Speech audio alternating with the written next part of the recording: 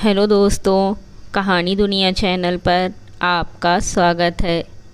आइए सुनते हैं निर्मला सुरेंद्रन जी की लिखी कहानी गंदी औरत। शांतम्मा मर गई।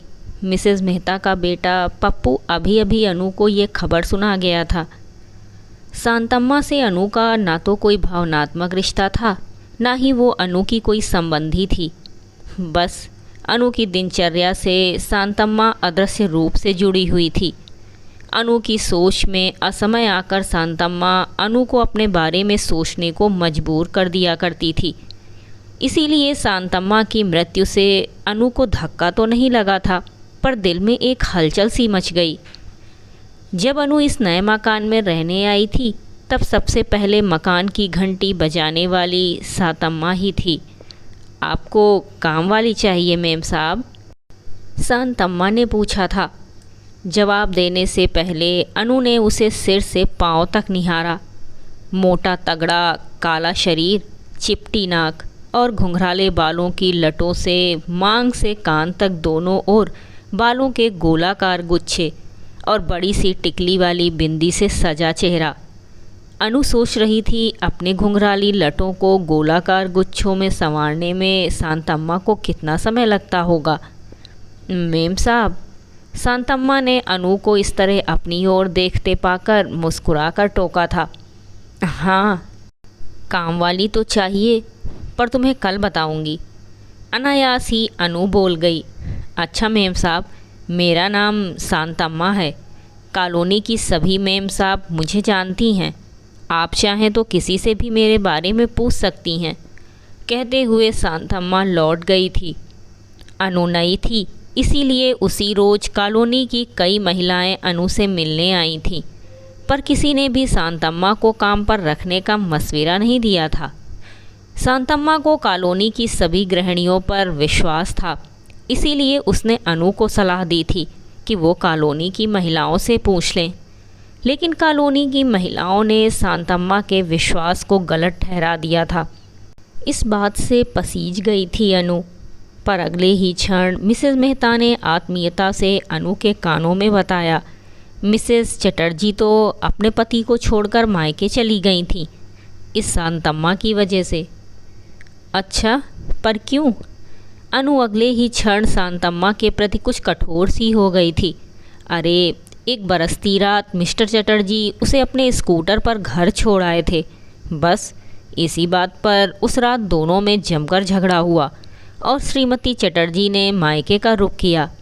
मगर क्यों? अनु को आश्चर्य हुआ था। इतना भी नहीं समझती, खींचती हुई मिसेस मेहता ने कहा था। वो चरित्रहीन है, पुरुषों पर डोरे डालने का प्रयास करती है। पर क्या शांतम्मा का पति नहीं है? अरे है क्यों नहीं, हट्टा कट्टा पति है कलमुही का। रिक्शा चलाता है, पर इसे संतुष्ट नहीं कर पाता होगा, तभी तो मुंह मारती फिरती है। मिसेस मेहता ने गंदा सा मुंह बनाते हुए स्पष्ट किया। इतने सारे लोगों की एक सी प्रतिक्रिया थी शांतम्मा के बारे में कि अनु के लिए उसे काम पर रख पाना संभव नहीं हुआ। अगले रोज़ शांतम्मा पूछने भी आई थी, मेम साहब क्या सोचा? फ़िलहाल तो मुझे ज़रूरत ही नहीं है, जब होगी तो बताऊंगी। कहते हुए अनु ने फटाक से किवाड़ बंद कर दिया। अनु को डर था कहीं शांतम्मा पीछे ही न पड़ जाए। ऐसी औरतों से बात तक करने में अनु डरती थी। कुछ दिनों के बाद शांतम्मा फिर आई थी। गिड़गिड़ाती हुई बोली थी, मेम साहब, मेरे बेटे को कैंसर है। बड़े डॉक्टर साहब कहते हैं अगर जल्दी ऑपरेशन हो गया तो बच्चा बच जाएगा। मुंबई ले जाना है इलाज के लिए। अभी सिर्फ एक ही घर में काम है, कैसे जमा कर पाऊंगी उसके इलाज के लिए पैसा? अगर आप भी काम दे दें तो। तुम्हारा पति भी तो कमाता है। मेम साहब, कमाता है, उसी की कमाई से तो घर चलता है, पर इतना ज़्यादा नहीं कमाता कि बच्चे के लिए कुछ बचा सकें। तभी तो मैं भी काम करती हूँ। कहते कहते शांतम्मा की आंखें भर आईं। अनु फिर पसीज गई थी, पर शांतम्मा पर विश्वास करने में वो हिचक रही थी। ऐसी औरतें अपना काम निकालने के लिए कुछ भी कर सकती हैं। इसीलिए अनु को बड़ी सफाई से शांतम्मा को रखने से इनकार करना पड़ा। काम करने के लिए अनु ने एक नौकरानी रख ली थी, पर वो महसूस करती रहती कि वो कहीं ना कहीं शांतम्मा के साथ अन्याय कर रही है।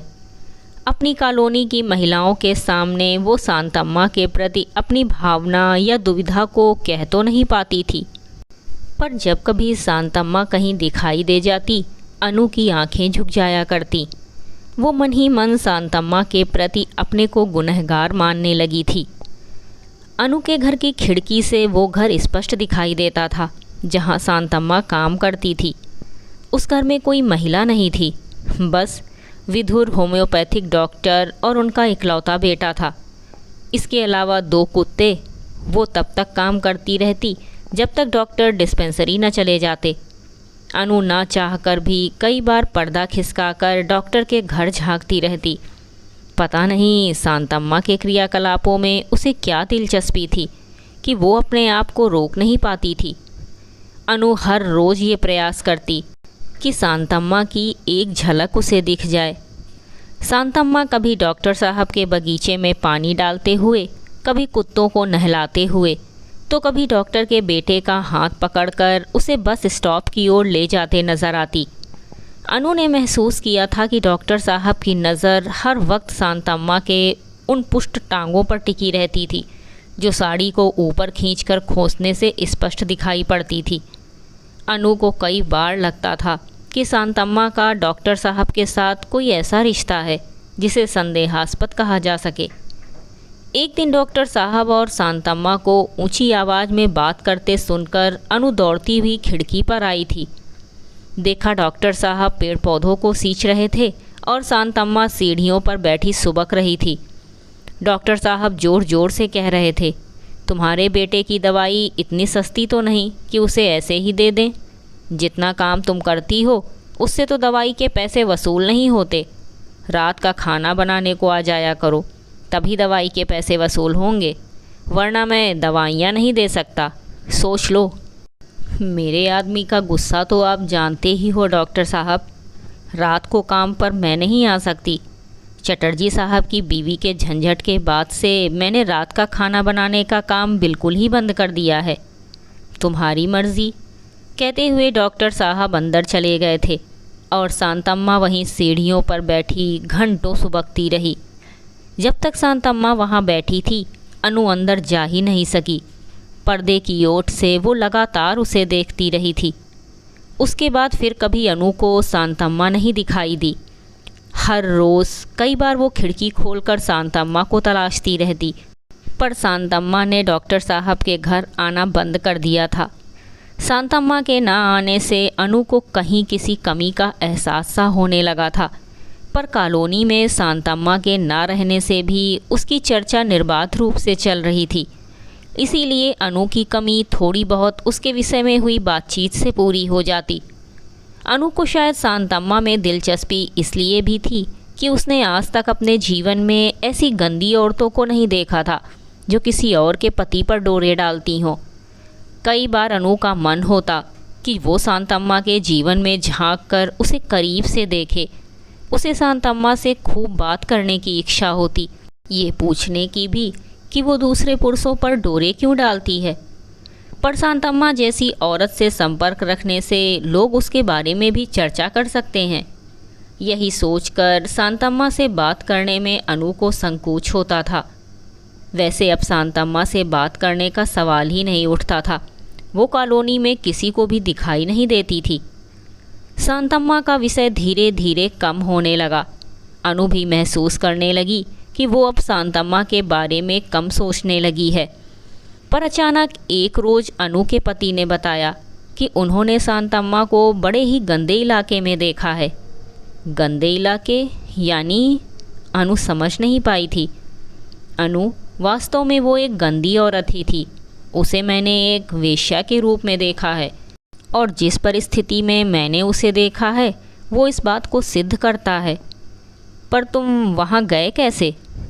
रोज़ ही गुज़रना होता है उस गंदी बस्ती से।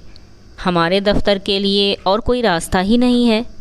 अनु के पति ने मासूमियत से कहा।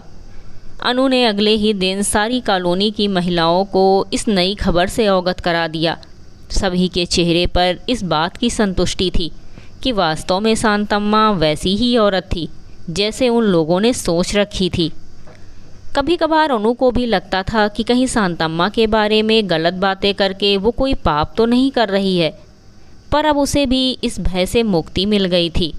चलो अच्छा ही हुआ जो वो सही जगह पर पहुंच गई, वरना इस कॉलोनी को ही गंदा कर देती। मिसेस मेहता ने कहा।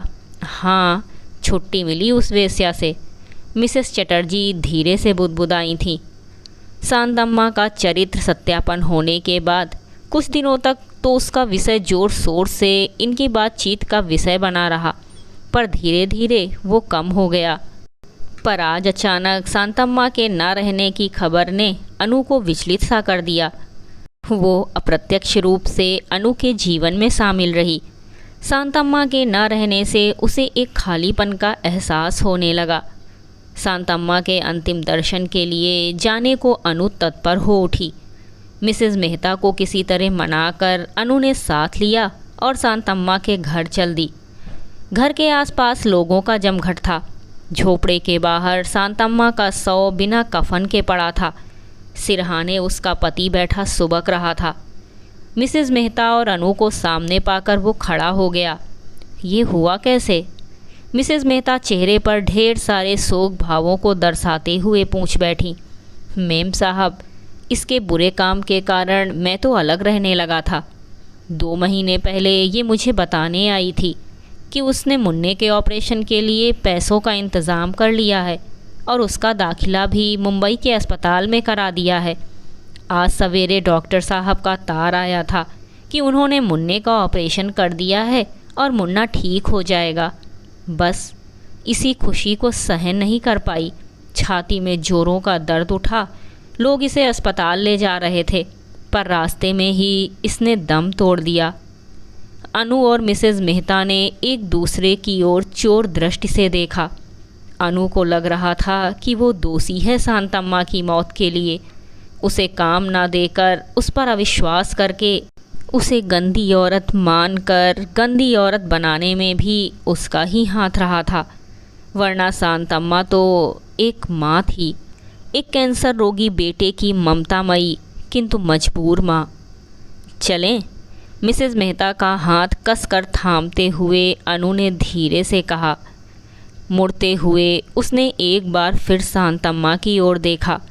उसके हाथों में अब भी वो टेलीग्राम दबा हुआ था जो अनु को मुंह चिढ़ा रहा था।